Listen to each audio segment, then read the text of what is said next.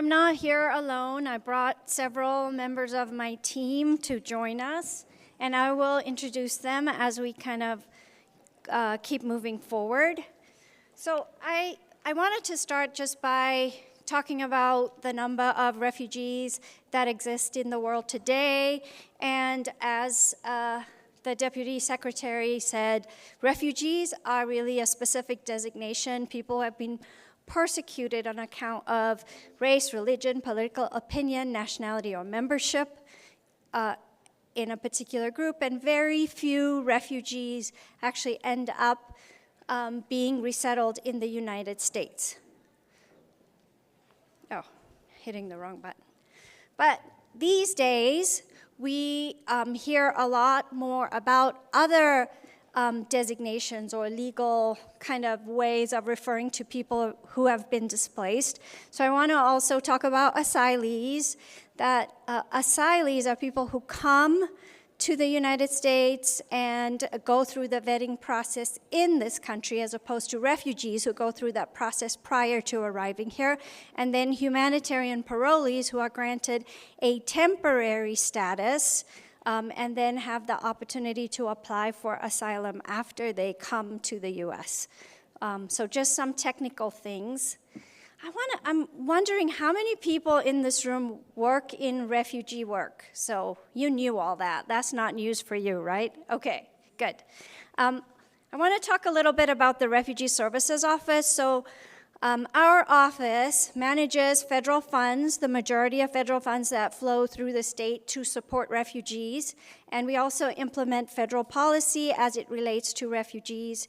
And a really important part of our work is to convene key partners together to identify and create, support a system of care for refugees in our state.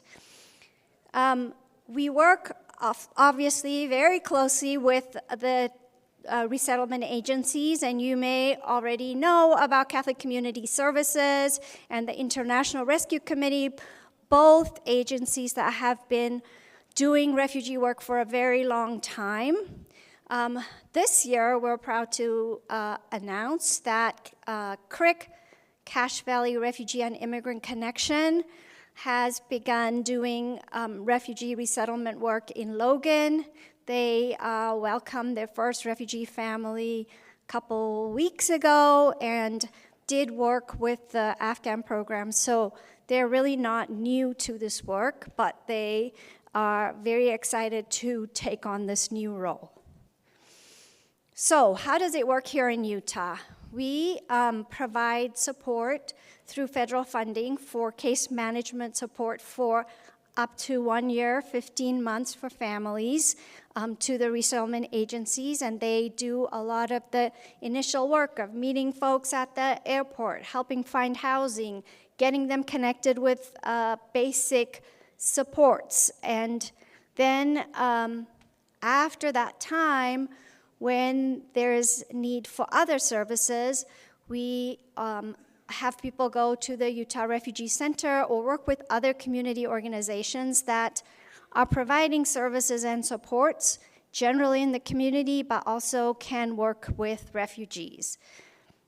So what do our numbers look like? So in Utah, we have resettled 65,000 refugees since this program began. That's the number that we say of number of refugees in our state.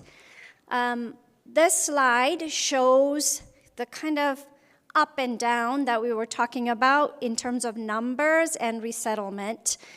So if we had a slide for a number for FY16, we had 1,200 refugees in our state that year.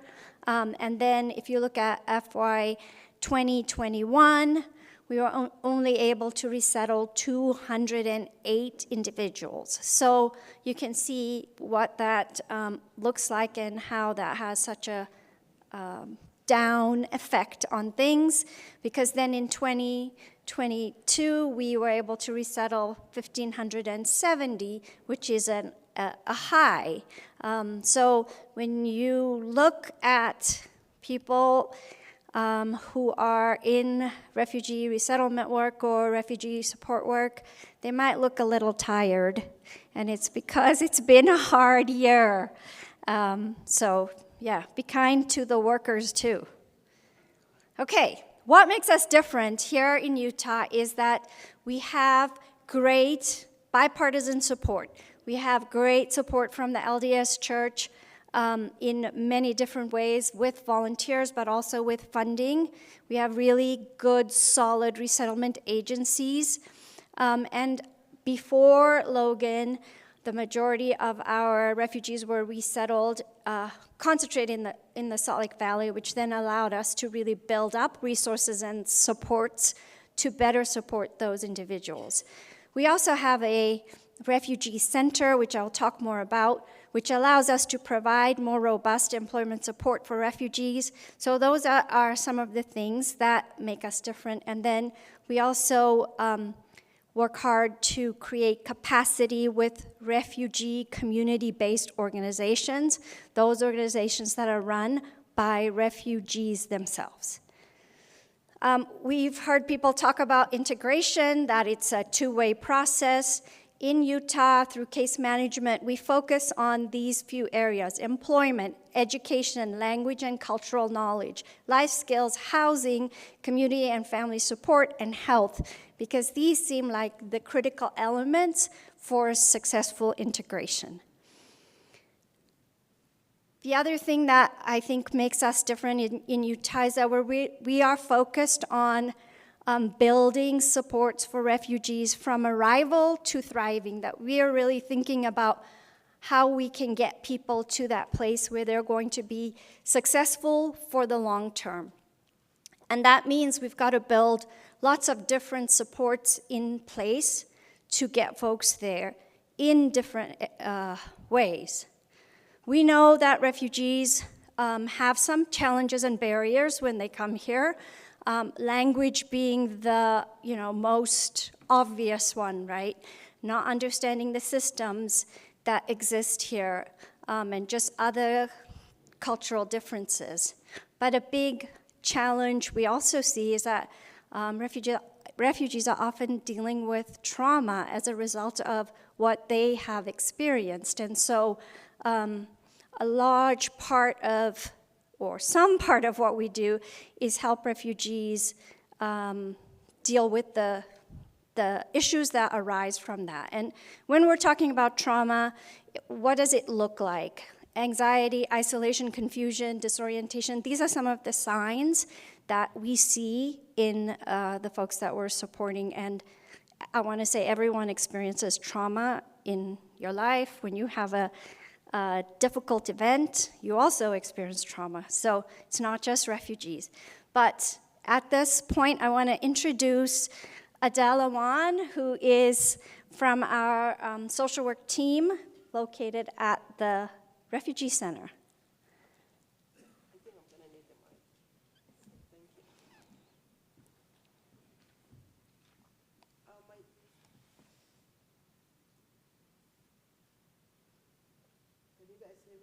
No.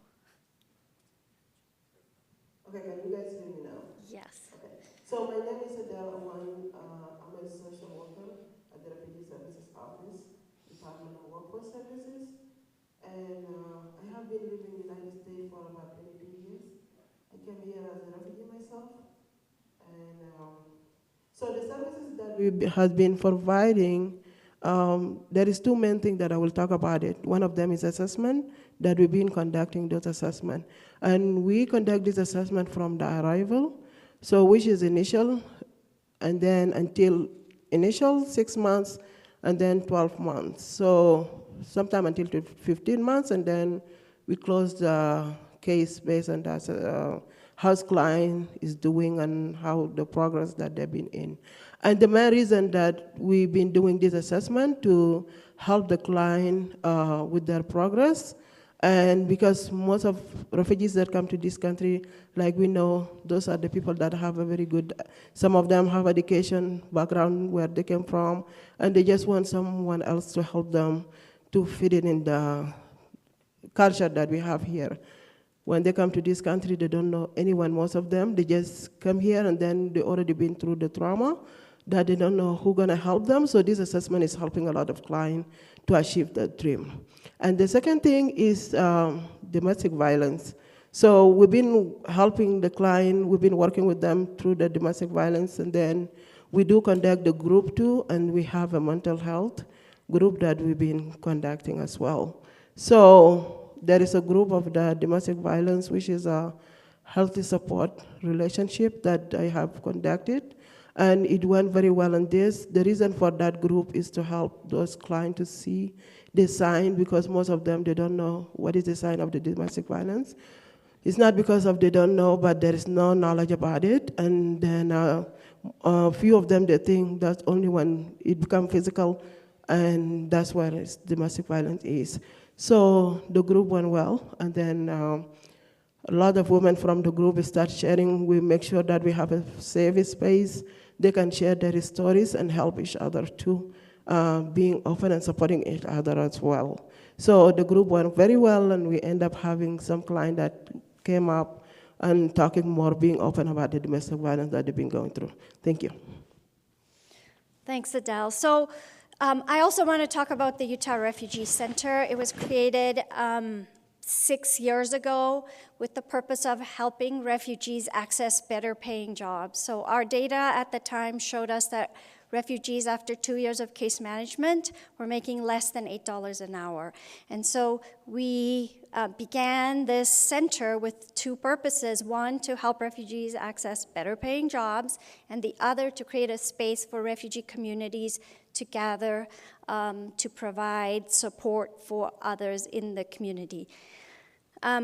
We began this work by looking at what trainings, job skill training was available, and we invested a lot of our time and energy in building some short-term trainings for refugees. And the reason we did that is we saw data that showed that without that support, it would take a refugee somewhere between 13 to 15 years on average to get to that same wage. So it seemed like a very important thing to offer early on if we wanted to move people forward to a better wage.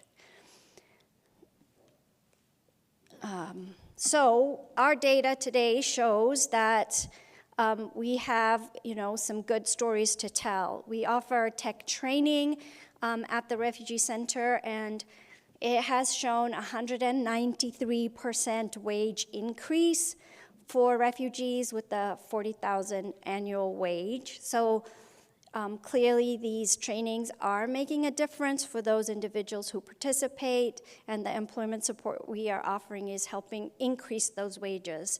We've offered training, we offer some basic tech training. We also have community health worker training, warehouse, medical device manufacturing, and we've also supported refugees to start in pharmacy tech. One of the things that our trainings do is pair job skill with ESL, soft skills, and also basic tech training to give them some of the key pieces they need to be successful. I want to introduce Abdul Bariala, who is a refugee community specialist and joined our team about a year ago. Thank you, Asha. Hello. Thank you, Asha. Good afternoon, everybody. It's great to be here. I'm an immigrant from Afghanistan. I came to the United States about 6 years ago through the Special Immigrant Visa Program. I went through a very similar resettlement process as other Afghans who are here today. I'm currently working for the State Department of Workforce Services, Refugee Services Office, and I'm trying to give back what I was giving to other newcomers. As Afghan humanitarian parolees, many chose to resettle in Utah after they were evacuated from Afghanistan and brought to the United States. We were able to resettle about 1,200 of them, majority under humanitarian parole status, in a very short period through a well-coordinated effort between the state, our resettlement agencies, and other respective partners. Our close coordination and partnership resulted in the mobilization of all available resources to ensure their resettlement process moved along as organized and smoothly as possible. Due to the urgent nature of this resettlement process and to ensure any financial gap that we may encounter, the Utah Afghan Community Fund was initiated and launched by Governor Cox in the same year Afghan humanitarian parolees started coming to our state. As a result of the generosity of Utahns, we were able to raise over $1 million in a very short period to assist those most in need and cover any gaps in funding. Although this population is currently in the acculturation process and getting integrated into their new communities across the state, over 95% of those who are capable to work are employed and working toward their economic self-sufficiency. The school-age children are all going to schools every day. Every single one of the Afghan humanitarian parolees in our state has been informed of all the social services and resources available to them, including but not limited to education, short-term trainings, ESL, and other services.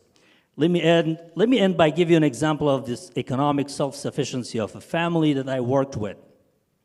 Just a few months after they were resettled, wife and husband are both making over $84,000 in a year. One is covering all of their annual expenses, while the other is depositing his every paycheck into their savings account, and are looking forward to building a dream life together for themselves and their children.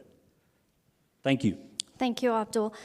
You heard the Deputy Secretary talk about the Uniting for Ukraine program. I'm really excited to introduce Oksana Omel from our office, who is supporting Ukrainians.